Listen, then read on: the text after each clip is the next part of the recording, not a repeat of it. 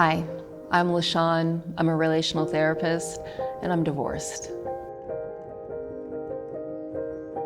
You know, this country is one that has survived so many things in its young time period of existing. We've survived awful things happening. We've done awful things. And I think our question is, in the middle of it all, who are we? Who do we want to become? How do we want to show up? And there's never a shortage of people who come back to that center and say, at the heart of it all, we are survivors. I invite people to consider conflict as this co-creative, collaborative, constructive thing. And that's something that I think gives people more permission to do the difficult work, to say, okay, how do I make this constructive? How do I build? Literally thinking of what can I build because I go into this conflict? Am I building myself? Am I building someone else? Am I building more understanding? Because now you've got options. And now it's not even about the conflict, it's about what am I going to build? What am I going to construct? What's going to be new because I've stepped into conflict? No one just arrives at peace because, oh yes, I'm just peaceful and I've just transcended. No, like there's a journey to go through. There's no story that I can think of that doesn't involve someone acknowledging pain. I got to get to the bottom of the pain in order to help it and invite it to heal.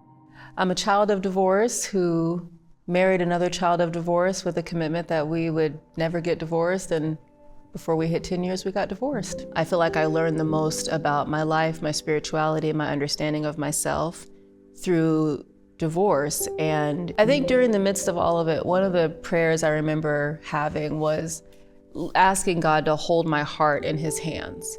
I remember it was a day I was taking a shower and I was crying, and I remember leaning up against the shower wall and I felt like I was leaning my head on Jesus's shoulder, having this conversation, asking, kind of like, how are we going to get through this?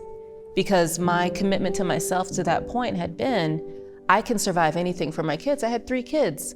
Second to asking Jesus to hold my heart, the second piece was, let me not be at war in my heart towards my kid's father. So the weekend that my husband asked for a divorce, someone gave him this book at work, and he left it at home. And I picked it up and I couldn't put it down. I finished it in one sitting, a very long sitting in a very long bathtub that went cold. But this was where I knew and where I got the phrase of not being at war in my heart. Being at war in your heart is when you are so laser focused on how bad everything is, how wrong everything is, how evil other people are. You're so externally focused, and you're putting your emotions and your feelings out on other people that you can't control. And you're at war. And then because you're so at war with everything else, well, who's guarding and who's protecting you in here? How are you finding a place for yourself to actually take step forward instead of focusing on who harmed you, who hurt you, who wronged you, who deserves this, how I don't deserve this, how I should get back at them? Like, war is, it's confusion. He begs you not merely to ungird your sword, but to ungird your heart. And I feel like there's this permission to acknowledge you're gonna be angry, you're going to want to be violent. But if your heart is open, you actually don't need the violence that you think would cure everything. I couldn't afford to be confused by being at war inside my heart. So I knew that I had to dedicate a space inside of me that somehow or another was gonna be peaceful. And I didn't know what that was. For a moment, I just knew it needed to be quiet, it needed to be calm, and it needed to be open. And then eventually that would turn into peace. So when it comes to like faith and hope and freedom in our society, the thing that I sit with the most is remembering that people on the other side, whatever that is, they have faith too. And I have got to figure out the faith in me that can see the faith in them. And if I can speak to that, politics sometimes melt away. If I can find how my faith connects with your faith, we've got something we can then work with. I have to remind myself, the people on the other side, whatever that other side is, they have faith too. They have hope also, just like I do, but it's different. And all of us deserve our dignity. All of us deserve our humanity. Sure, we're gonna have differences, but I know that when we are able to access this expansiveness with our faith, I can get what they're talking about. I can hear it. I can say, okay, I see where this is important to you. Can I ask you to see where something is important to me? And if they can't reach towards me, can I reach towards them?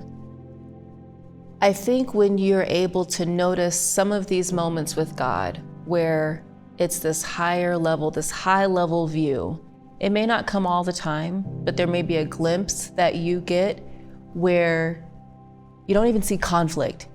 You just see the person. And it's not even about their relationship with you. It's about who they are. You see them, their fullness, their potential, their dignity, their humanity, and you see them from a lens of love. And you know that it's just not you. You realize that it is you seeing in a godly way. Maybe it's once, maybe it's more often, but if you can get that one time where you get the permission to see as God sees, it never leaves you, it changes you.